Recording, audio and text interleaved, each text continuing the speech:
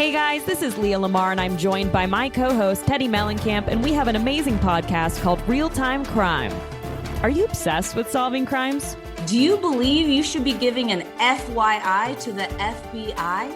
Then you need to join us on the Real Time Crime podcast, where each episode will discuss all the details of a high-profile case and uncover the 411 of the 911. Listen to Real Time Crime on the iHeartRadio app, Apple Podcasts, or wherever you listen to podcasts. I want to get back to kissing the cheeks of my grandbabies, making Sunday dinner with a house full of family and lots of laughs. COVID-19 has changed how we live and how we feel. But now, there are vaccines. And they are the very first step that let us get back to what we miss most. It's okay to have questions. Is it safe? Should I wait? Now, get the facts. Visit getvaccineanswers.org so you can make an informed decision when vaccines are available to you. Brought to you by the Ad Council.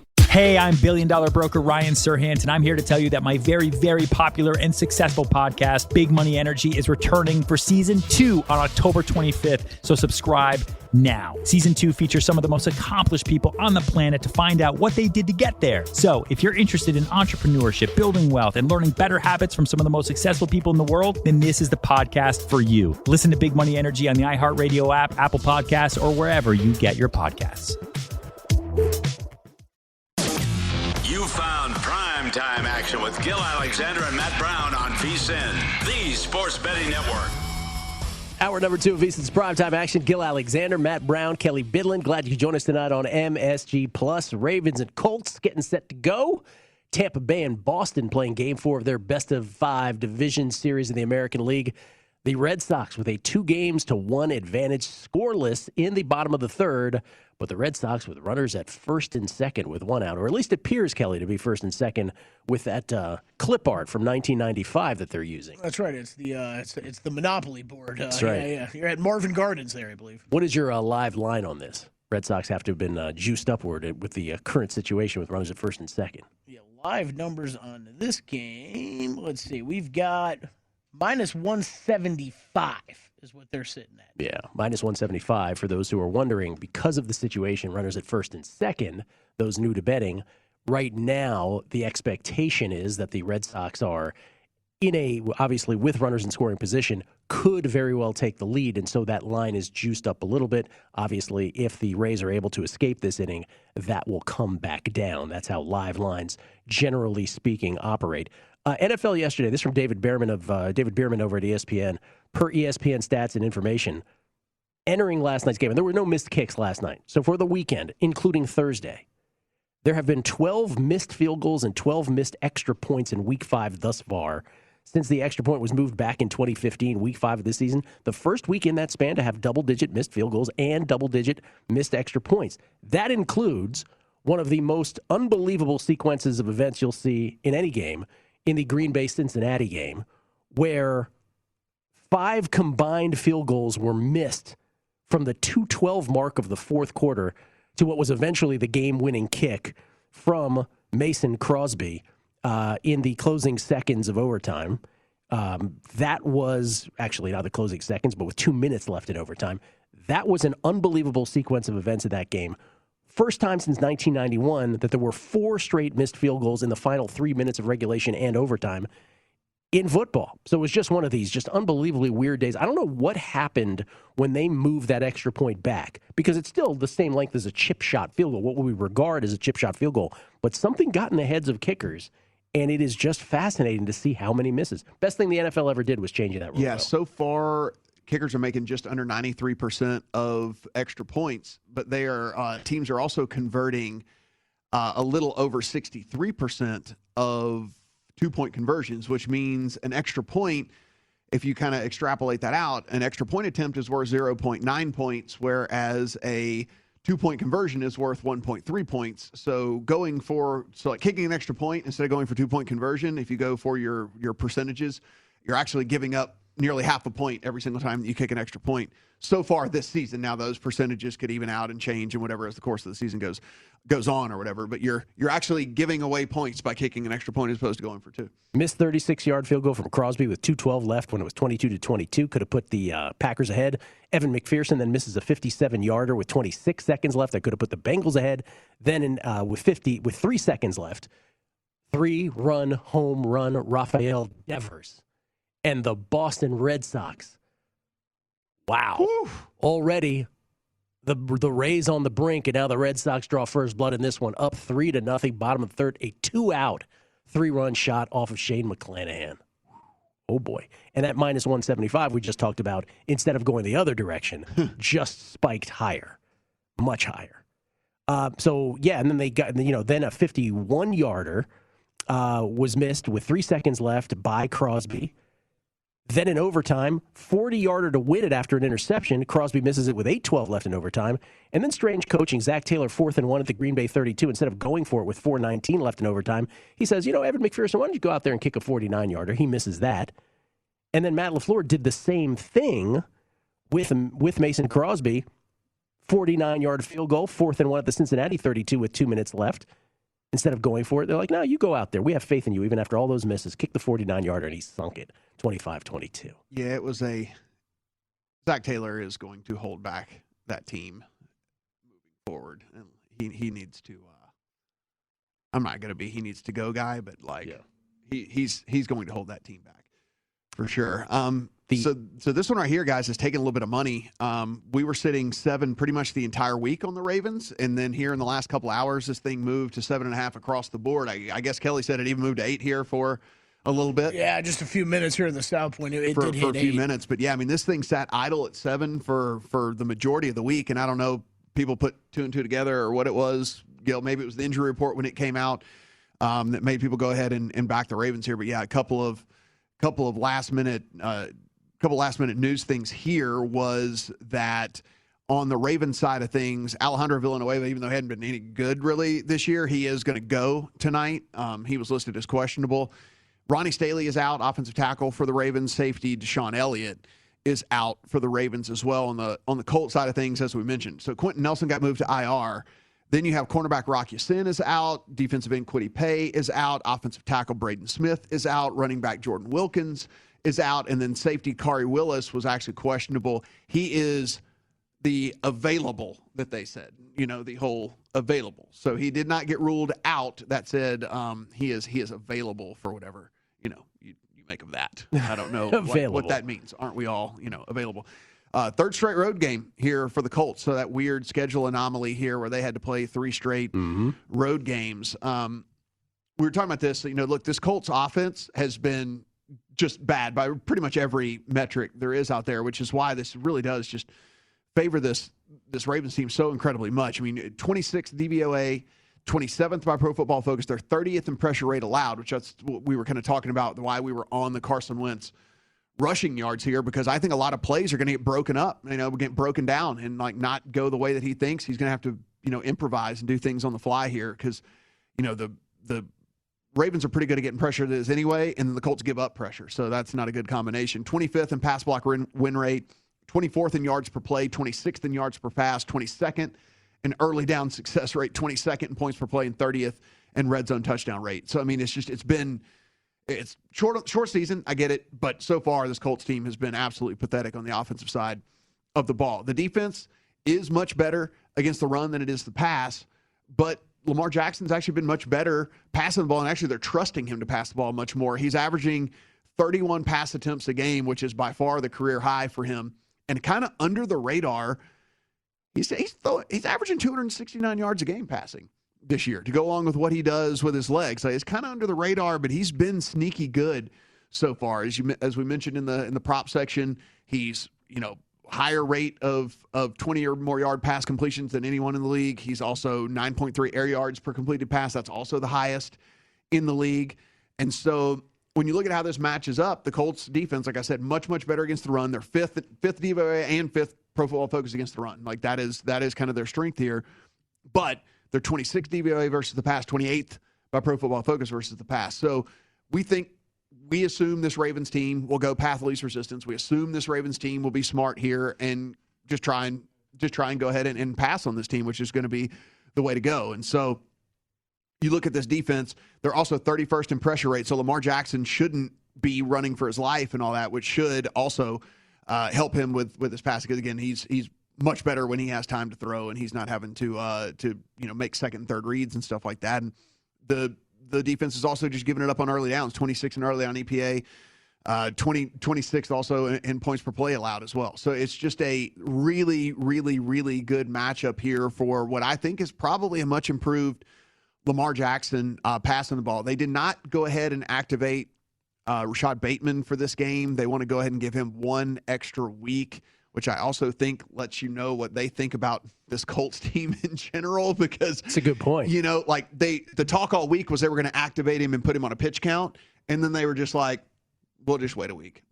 So I mean, not that any NFL team should look past another NFL team or anything like that, but they didn't think it was necessary for him to come back and even get play on a pitch count. They're just going to wait another week to activate him off of the IR as well. So, I mean, look, when this thing was at 7 or even under 7, there were a couple 6.5s like this morning when I woke up. I thought that was easily the play on the Ravens. Now at this point, I'd just open up a teaser on it, get it down to 1.5, where it's from the 7.5 to 1.5 right now. There's a couple of different options in next week as early as Thursday night football with the Bucs. If you want to go that direction, take them from 7 down to 1. Apparently Tom Brady's hand is going to be fine if you listen to everyone that was talking. So there are a few different options for you this week. So you could even just open one up tonight. That being said, Gil, it wouldn't surprise me if this was a blowout win by the Ravens. But again, teasers have been, this is teaser season. If you've learned anything from watching this program, just bet the teasers with us. It's the only thing tried and true. Just bet the teasers with Yep. us. I mean, if this Ravens gets home tonight, I'm hitting it 85% on the season. Not just you, my friend. Yeah, it's just been unbelievable. Gil and I were talking about before you even walked in the studio, Matt, where it's man, again, straight up against the spread, God bless you, any person who wants to try it every single year. But this year, maybe a better example than any I can remember of teasers getting home. Just think about Survivor, right? Survivor, you're just asked to pick one team to win. You could pick a double-digit favorite if you want. All they have to do is win. And think how hard that is. And everyone did this week, and it almost didn't. Yeah, and it almost didn't work. So you're going to pre-flop ATS? You're going to beat this? My goodness. Should we do our touchdown score, first touchdown score real quick? I love it. Let's do it. Who's first? I'm not going to go with Rashad Bateman. You should not go with him. He's not playing. I'm going Jonathan Taylor plus 850. Okay. So you're. I guess I got to go. I guess I got to go Mark Andrews since he's the only guy I have a prop bet on, right? I'll do that. 9-1. Lamar's just gonna break like a 70-yarder. Their first thing. He's Lamar at 7-1. He's going to break a 70-yard run. Nice of us to do this without knowing who gets the ball first this week. Who does? It was last week. I jumped on one team, and then we were like, okay, well, we're going to go the other side. We're going to go the other side. Not 3-0 anymore. Single from Bogarts, double from Verdugo, single from J.D. Martinez. It is 5-0 Red Sox. The Red Sox are minus 2,000. The Rays, if you're interested, 9-1 coming back. We're still in the bottom of the third. It's VSiN's primetime action. Football next. Caesars Sportsbook is the greatest sports betting app of all time, people. Why? Because Caesars makes everyone feel like an emperor. When you place your bets, win or lose, you can earn more with Caesars rewards. Dining, getaway, stays, so many perks, people. Caesars Sportsbook. Visit Caesars.com to see if sports betting is available where you live. 21 plus, 18 plus in D.C. Must be located in Arizona, Colorado, Illinois, Indiana, Iowa, Louisiana, Maryland, Michigan, Nevada, New Jersey, New York, Pennsylvania, Tennessee, Virginia, West Virginia, or Washington, D.C. Void where prohibited. Know when to stop before you start. Illinois, Pennsylvania, Maryland, New Jersey, West Virginia. If you or someone you know has a gambling problem, crisis counseling and referral services can be accessed by calling 1-800-GAMBLER or West Virginia, visit 1-800-GAMBLER.net. Gambling problem? Arizona, call 1-800-NEXT-STEP. Colorado, D.C., Nevada, call 1-800-522-4700. Iowa, call 1-800-BETS-OFF. Indiana, call 1-800-9-WITH-IT. Louisiana, call 877-770-STOP. Michigan, call 1-800-270-7117. New York, call 877-8-HOPE-NY or text HOPE-NY. Tennessee, call Tennessee Redline at 1-800-889-9789. Virginia, call 1-888-532-3500. Copyright 2021 Caesars Entertainment. Hey guys, this is Leah Lamar, and I'm joined by my co-host Teddy Mellencamp, and we have an amazing podcast called Real Time Crime. Are you obsessed with solving crimes? Are you a sleuth for the truth with a self-awarded PhD in unsolved mysteries? Do you believe you should be giving an FYI to the FBI? Do the detectives label it a cold case while you're just getting warmed up? Then you need to join us, Leah Lamar and Teddy Mellencamp, on the Real Time Crime Podcast, where each episode will discuss all the details of a high-profile case and uncover the 411 of the 911. You can't solve the crime if you don't listen in real time. Listen to Real Time Crime on the iHeartRadio app, Apple Podcasts, or wherever you listen to podcasts. Hey, I'm billion-dollar broker Ryan Serhant, and I'm here to tell you that my very, very popular and successful podcast, Big Money Energy, is returning for Season 2 on October 25th, so subscribe now. Season 2 features some of the most accomplished people on the planet to find out what they did to get there. So if you're interested in entrepreneurship, building wealth, and learning better habits from some of the most successful people in the world, then this is the podcast for you. Listen to Big Money Energy on the iHeartRadio app, Apple Podcasts, or wherever you get your podcasts.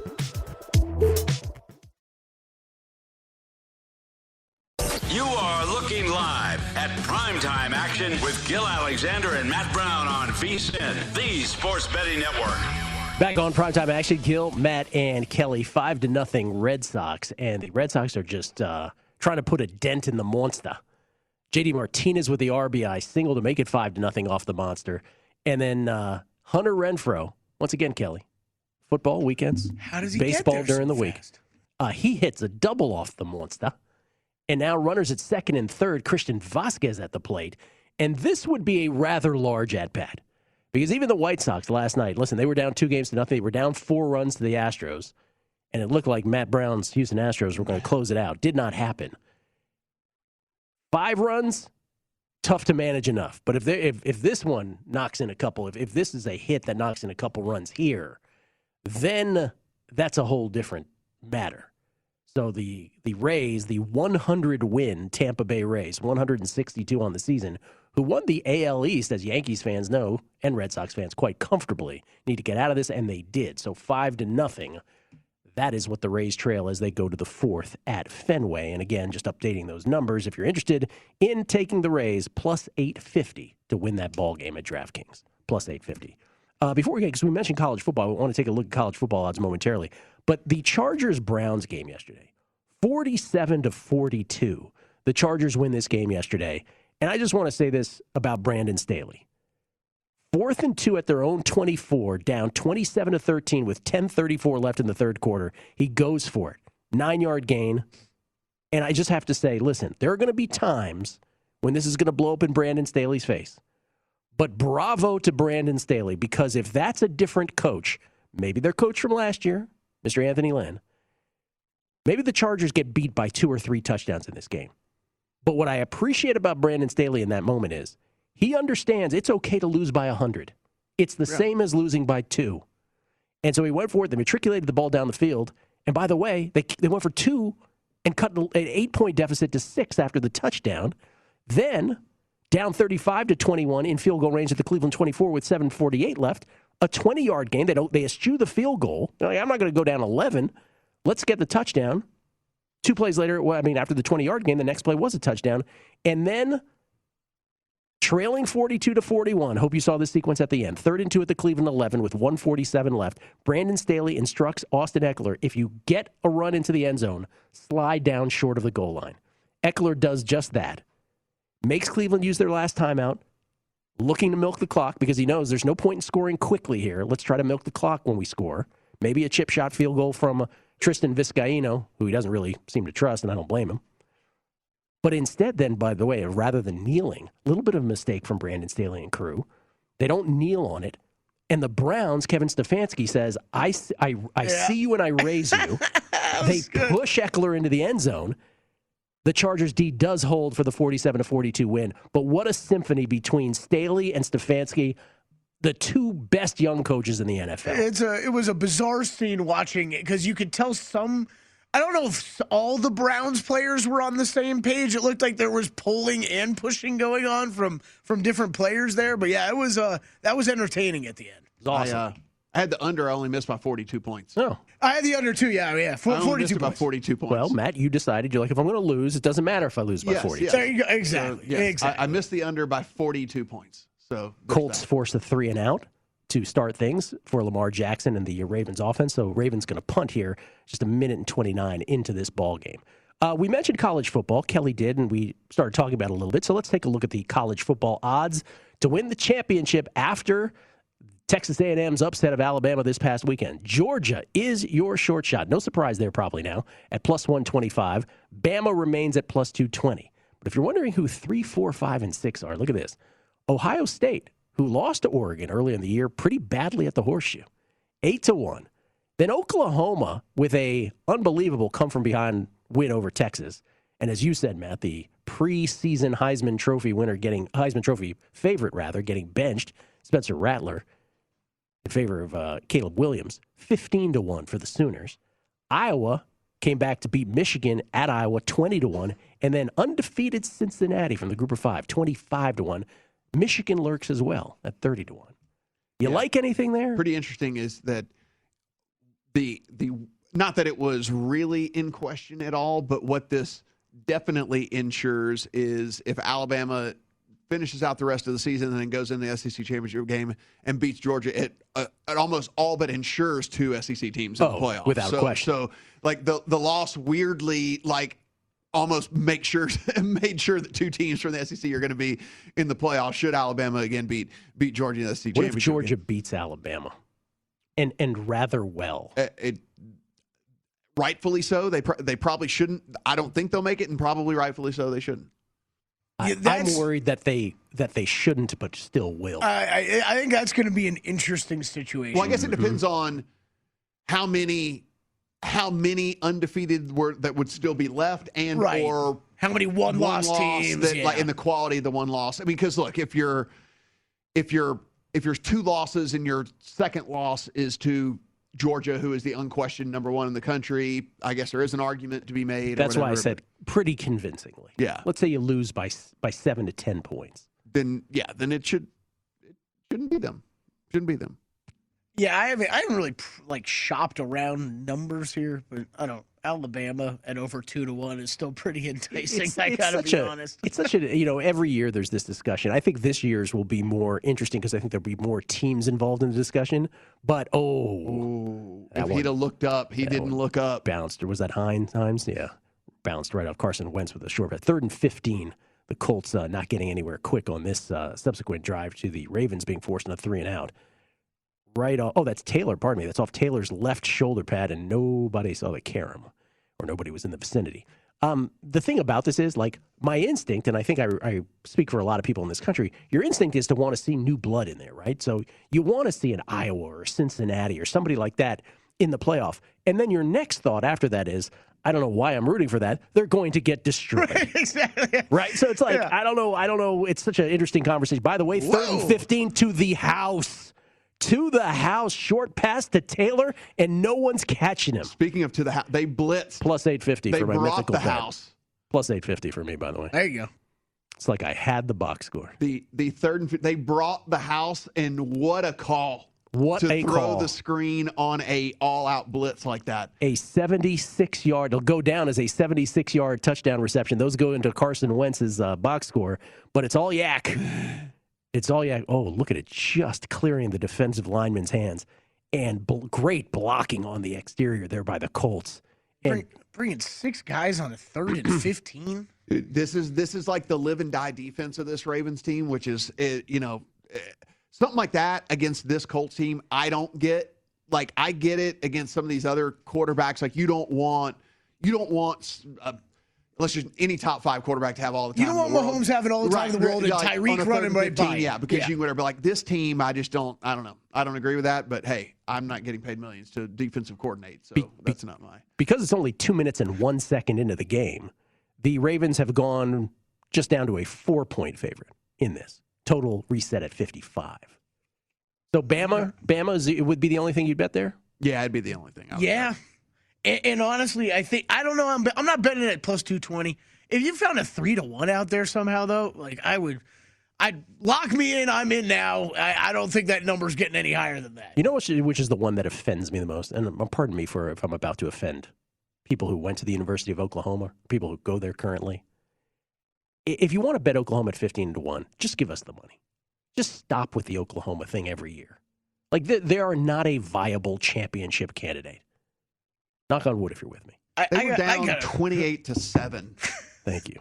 In the first quarter. What's that? Yeah, I stop with every year we do this. Every year. No.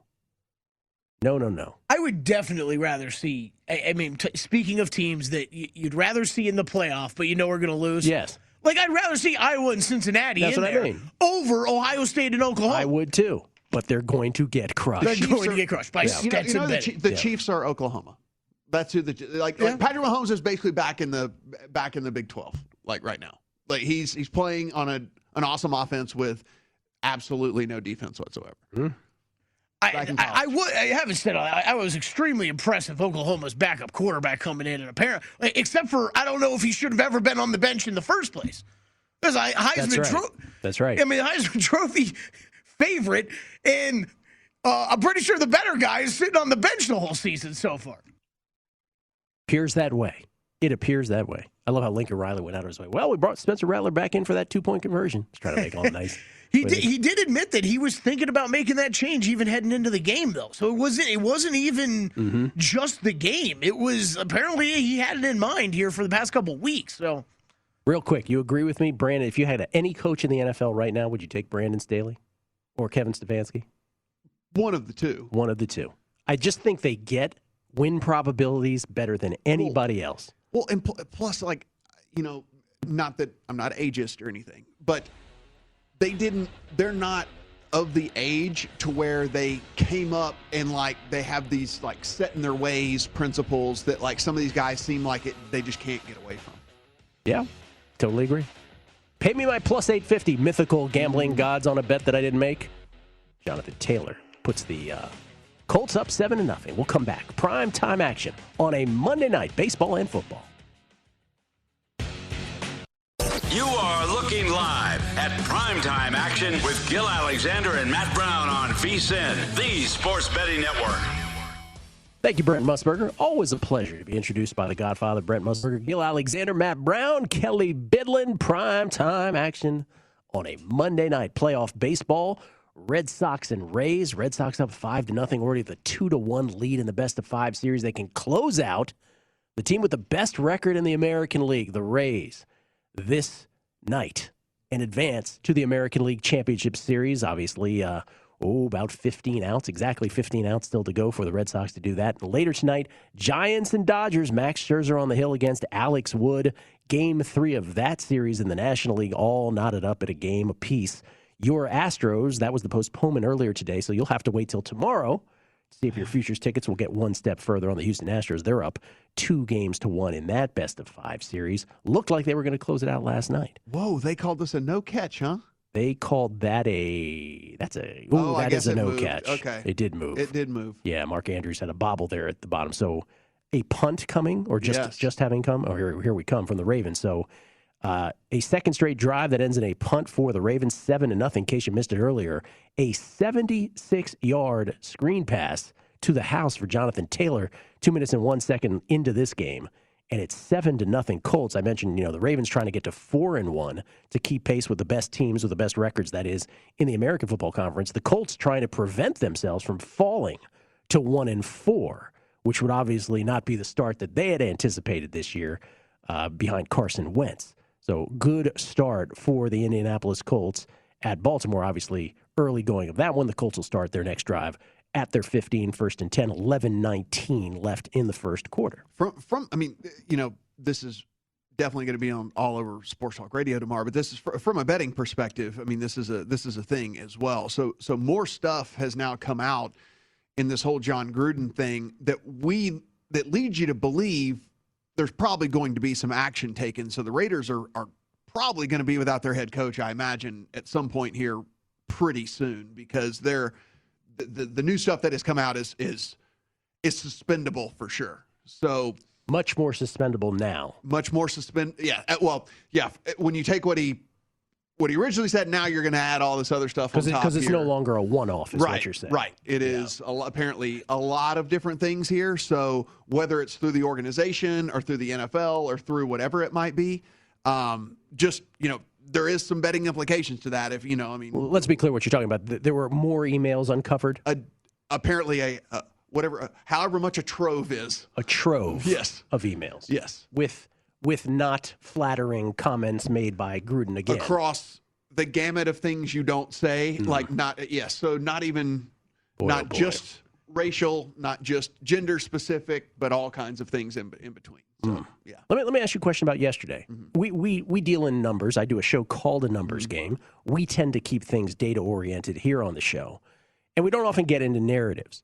But the strangest performance yesterday was by the Las Vegas Raiders. Mm-hmm. They were beaten soundly by a rookie quarterback while at home, and by a rookie quarterback who, if you look at the box score, really didn't do all that much. I was about to say, a rookie quarterback who basically just didn't lose the game didn't for them, lose the game, but which is that often was about a great skill in the NFL.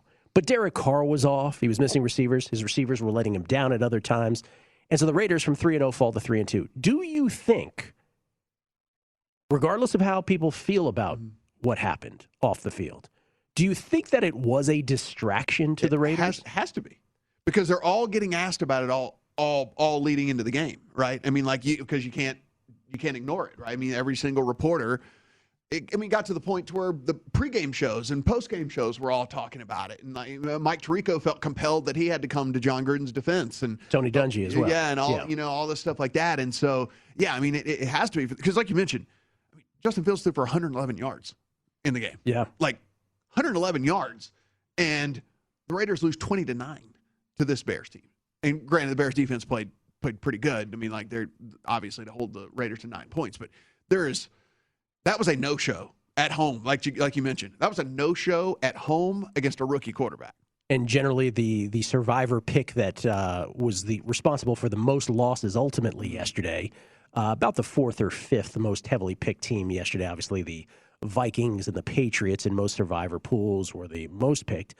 But again, we do everything from the perspective of betting. We don't try to, insert our opinions on anything that happened. It's our little corner of the world. And if it has betting implications, we will bring it up. And it could. Mm-hmm. We don't know. We don't know. He calls plays. So, that's a thing. And the thing is, the thing we all don't know is, sure, maybe 80% of the locker room doesn't really care, but there might be some guys that do. And you never know how that's going to affect team chemistry. And this game, a game of football, is so much more. The team is so much more important. Cohesiveness is so much more important than any other sport. You just never know. Yesterday, though, if you went and just faded bad news, those were easy winners against the Raiders and the Jags yesterday. Yeah, that's another one. Jags headed to London now to take on the Dolphins. Urban Meyer's so clueless, man. Early morning. That team. His today says, I want this to be a 250 and 250 team. Talking about he wants it to be balanced, so he wants 250 rushing yards and 250 passing yards. I was going to ask you, I didn't even understand what that meant. No, I would expect you not to know, because it's so asinine. The Ravens from 2 years ago had the highest average rushing output over the course of a season of all time, and it was 208-point-something yards per game. But he wants this Jags team that hasn't won a game yet to be 250 and 250. Also wouldn't sneak Trevor Lawrence from the 1 yard line. Last I checked, he was 6'6". That drives me crazy. He is so over his skis in this job. The Jags organization has to be just killing themselves.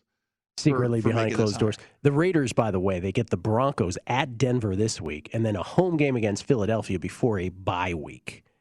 So that's what is in front of the Raiders, who again were 3-0. Now they're 3-2, and that was a game. If you're a good football team, if you want to be considered among the NFL's elite, you simply don't lose a home game against the Chicago Bears against a rookie quarterback. You don't. And are currently they are 3-point road dogs there to that Broncos team. Yeah, we'll see. That advances this story now in a way that none of us wanted to see, but is actually happening. So we'll see. We'll see if the league steps in. The Raiders have the option to step in themselves, by the way. So it could be a team thing. It could be a league thing. Or Could be none of the above. But that becomes less likely the more that's revealed, for sure. By the way, the Colts matriculating the ball down the field. They are shredding. They're getting no pressure at all on Wentz so far. Wait, he's doing anything he wants. Maybe that's just by design and they're designing to get the ball out of his hands quickly or whatever. But yeah, they've gotten no pressure on him whatsoever so far. Even when two Colts run the same route. I was going to say, he had a choice of two receivers there. It was like, I mean, not really, because the second guy was never going to get the ball, wasn't going to go through to him. It's a 2nd and 2 for the Colts now. Again, already up 7-0. They have 138 yards of offense compared to the Ravens' 10. 2nd and 2, just outside the red zone at the 22 of the Ravens, with 5:41 left in the first quarter. And there is a nifty, even when it doesn't work, it works. Nifty 2.5-yard run from Nyheim Hines that looked like it was going to be dead on arrival, no gain, and he shifted back from the left side of the field to the right. Decided to do that on his own. Runs into his own guy. Yeah. Then runs into the defender head on, and then somehow still gets the 3 yards. 1st and 10 now inside the red zone for the Colts. This is par for the course for our game, for our primetime bets. Oh, it'll all change after we leave. Yeah, this is par for the course. We have left this studio feeling terrible for the last 4 weeks. It's amazing. Yeah, and then it goes our way after we leave. Yeah, it's crazy. Like this is par for the course. Right now, by the way, I'm seeing that the Colts are now our favorites for the first time in this ball game. Minus 130 favorites on the money line. Minus 1.5 is the spread now in favor of the Colts. Up 7-0, driving and already in field goal range. And now we have a flag on the field, and that one will go against the Colts, so that will stop them momentarily. By the way, that was the other thing about the Chiefs-Bills game last night. So it was so many things. There was a London game in the morning, then there was a lightning delay at night. So our football day ended up lasting like 15 hours yesterday. So, you get even tired watching all that football. We love it, but we get tired after 15 hours.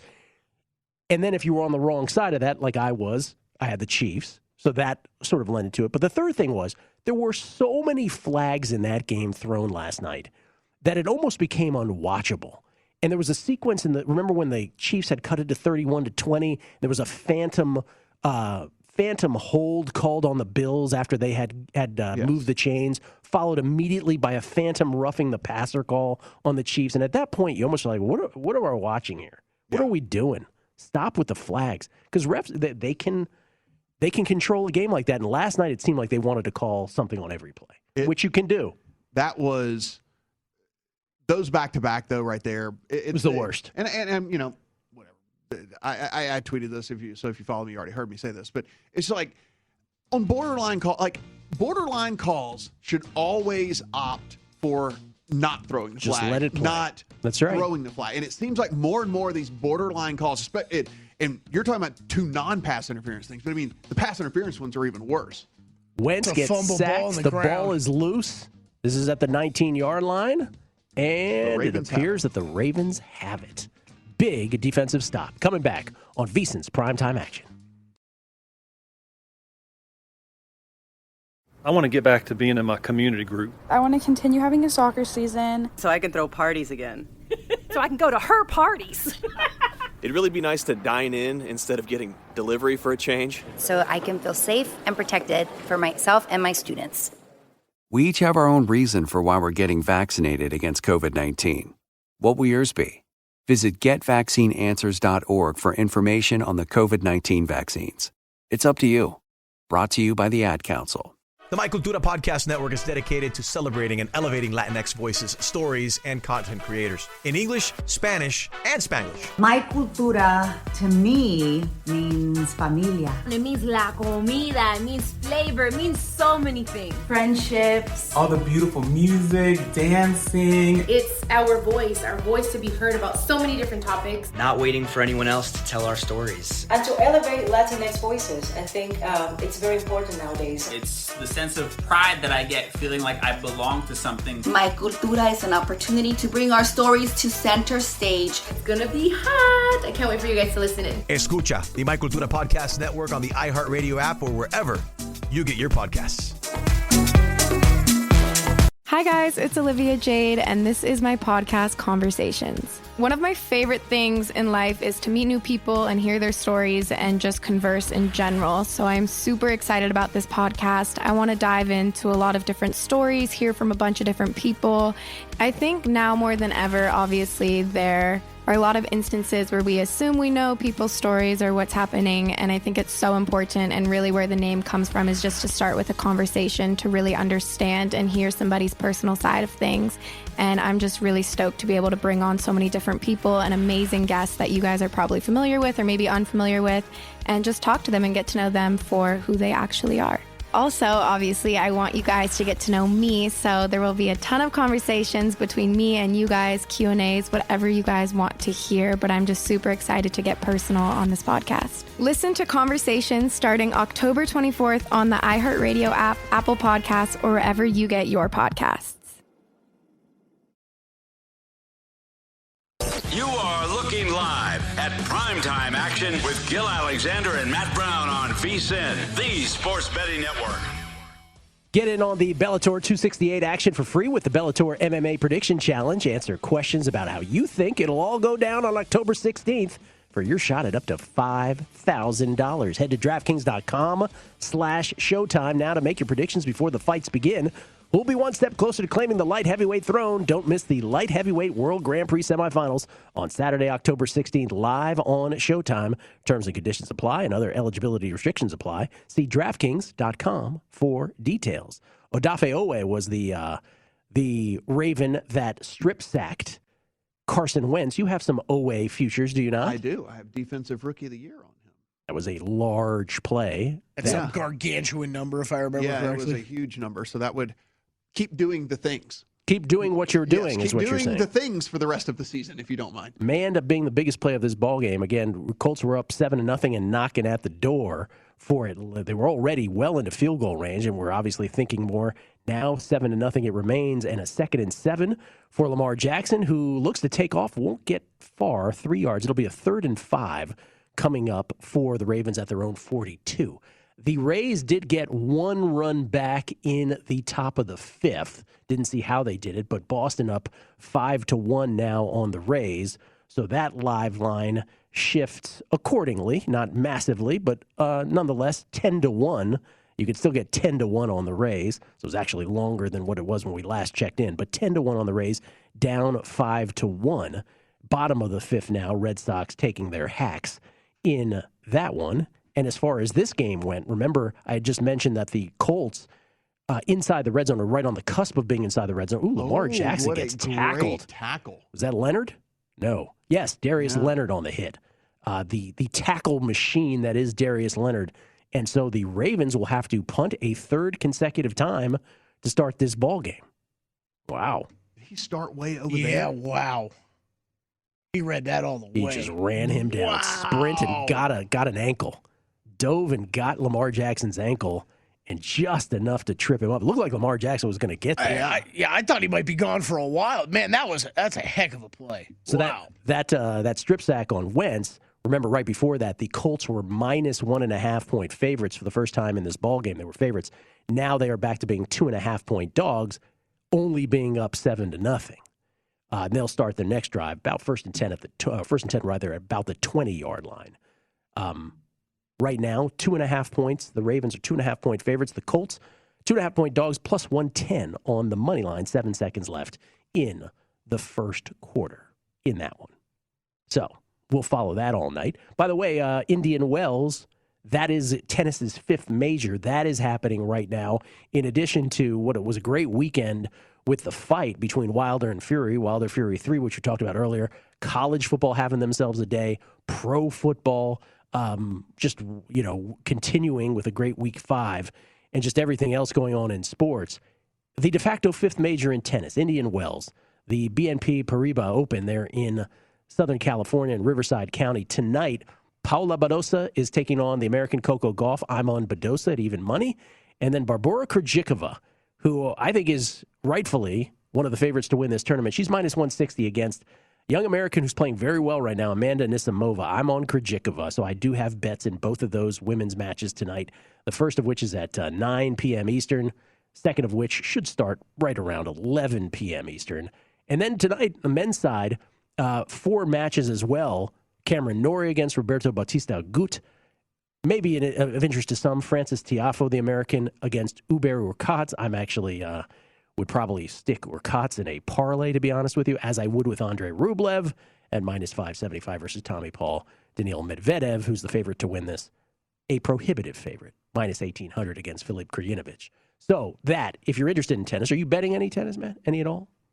Not really.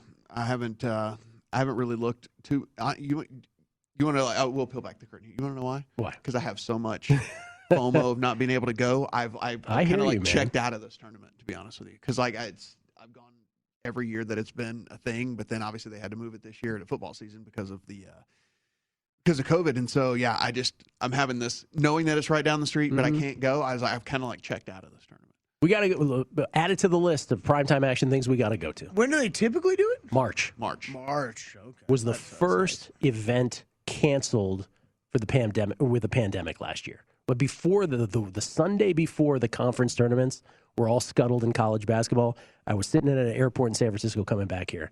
And then when they canceled that, I was like, oh no, the world's about to change. That's if you were a tennis fan, you kind of knew it was coming at that point. And then the Rudy Gobert thing happened and the whole world changed that night. Tom Hanks was positive. We thought, oh my God, what's going to happen to Tom Hanks? Remember that night? Tom Hanks of all people. It got real. Hanks got it. It got real. By the way, the Rays scored. Jordan Luplow had a leadoff double to begin the top of the 5th, and then they manufactured that run, sent him over by sacrifice, and then a ground out from Austin Meadows, an RBI ground out, makes it 5-1 Boston. So creeping back, maybe the Rays are on the brink of elimination tonight. The first of the division series that could end. We thought we were going to have a quadruple header again today, but obviously the White Sox and the Astros was rained out. They'll try that again tomorrow. In that one, what else stuck out to you yesterday in the NFL that we haven't mentioned? I think. Shall I give you some choices? Well, I think the one thing that you didn't agree on the break, but I'm going to say, like, I think the Cincinnati team is for real. Like, I mean, you look and everybody had the Packers power rated in their top 6 or 7, something like that, and Cincinnati was right there with them the entire time, the whole way, and that included, which we found out after the game, Jesus H. Burrow playing with a bruised throat. Well, two things. One, I thought there was a moment in that game where he got slammed to the turf on his head. Yeah. I thought we weren't going to just have him for the rest of that game. I thought we were going to miss him for weeks. He's got to learn to slide. I mean, like, this is I understand you want to be the hero and you want to get those extra 2 yards, and there's a lot of these quarterbacks who will, talk that they love it when their teammates talk about how tough they are and stuff, but like your best ability is availability, especially if you're Joe Burrow. Best ability is availability for this team for sure, and the extra 2 yards is not worth what he took yesterday. Josh Allen did it right last night. Yeah. Josh Allen is like, I know exactly when to run and I know exactly when to slide. Yeah. He has a very awesome ability. I'm glad you brought that. Yeah. I noticed this last night as well. Like, he has a very, very, very good ability to understand when he's about to get popped. Yes. Like, I don't know what this sixth sense is that he's got, but he knows when he's about to get popped. He's got a little rear view. Like, he knows when it's like, this isn't going to be that bad of a hit. And he'll actually kind of like go in and whatever. But like when he's about to get popped, he knows when to get down. He's really good at that. Let me. By the way, let me just clarify about Cincinnati. I don't think they're not. I don't think they're not good. I just think they won't finish ahead of the Chiefs in the end. That's to clarify what we were talking about earlier about a playoff berth.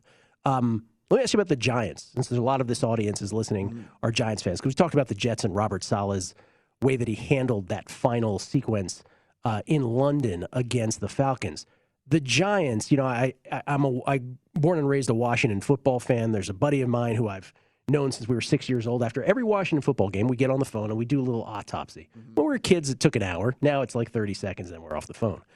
My parting words to him yesterday was, hey, we could be a Giants fan right now. And obviously Giants fans know very well that Saquon Barkley had to leave the game in the first quarter after he stepped on a defender's foot, rolled his ankle, looked like he had a grapefruit inside of his ankle at that point. I've never seen an ankle swell up that rapidly. Quickly. As soon as he popped his shoe off, it just like was the size of a beach ball in no time. Brutal. So that's the first thing that goes down. And then in the second quarter, the Giants have themselves a third and goal. By the way, they have a third and goal, and instead of a sneak, Daniel Jones ends up running it to the outside. He gets popped and concussed. Kenny Golladay with a knee injury along the way, too. So we really don't know. I mean, the Rams are traveling to take on the Giants this coming week. The Rams are double-digit favorites. But we don't really know the full status of how long either Jones or Saquon are going to be out. What a horrible run of luck for not only Saquon, but for the Giants in general. Yeah, no, absolutely. I think you can at least find a little bit of solace if you're a Giants fan in the fact that, and I'm not saying this, I'm just being for real, that the Cowboys are by far the cream of the crop. This isn't like one of those if this hadn't happened, we might be actually contending for the division or something, because that's just not going to happen. I think the Cowboys are very, very good. This is the best team they've had since the 90s. Very legit, very, very good. What Dan Quinn has done with this defense is unbelievable. I mean, just absolutely unbelievable. And so at least you can kind of feel a little bit better that it's not costing you the division or anything like that. That is true. Yeah. That is true. And it also helps when you've drafted well if you're the Cowboys on defense. And Micah Parsons is playing out of position and is phenomenal.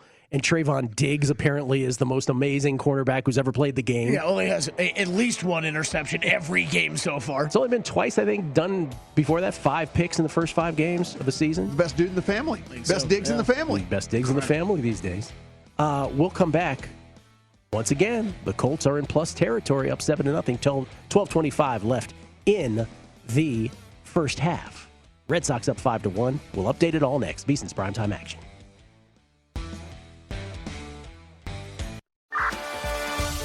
Hey guys, this is Leah Lamar, and I'm joined by my co-host Teddy Mellencamp, and we have an amazing podcast called Real Time Crime. Are you obsessed with solving crimes? Do you believe you should be giving an FYI to the FBI?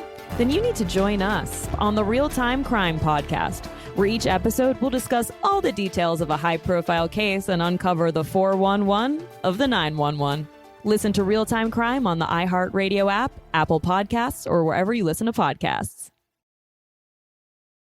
I want to get back to kissing the cheeks of my grandbabies, making Sunday dinner with a house full of family and lots of laughs. COVID-19 has changed how we live and how we feel. But now, there are vaccines.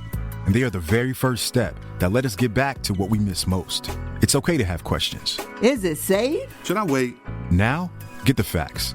Visit getvaccineanswers.org so you can make an informed decision when vaccines are available to you. Brought to you by the Ad Council. The My Cultura Podcast Network is dedicated to celebrating and elevating Latinx stories and content creators in English, Spanish, and Spanglish. We're all about representation and feature the hottest celebrities, influencers, and voices. With a variety of podcasts focused on pop culture, music, comedy, and so much more, it's a listening experience for everyone. It's where cultura meets comunidad. Listen to the My Cultura Podcast Network on the iHeartRadio app or wherever you get your podcasts.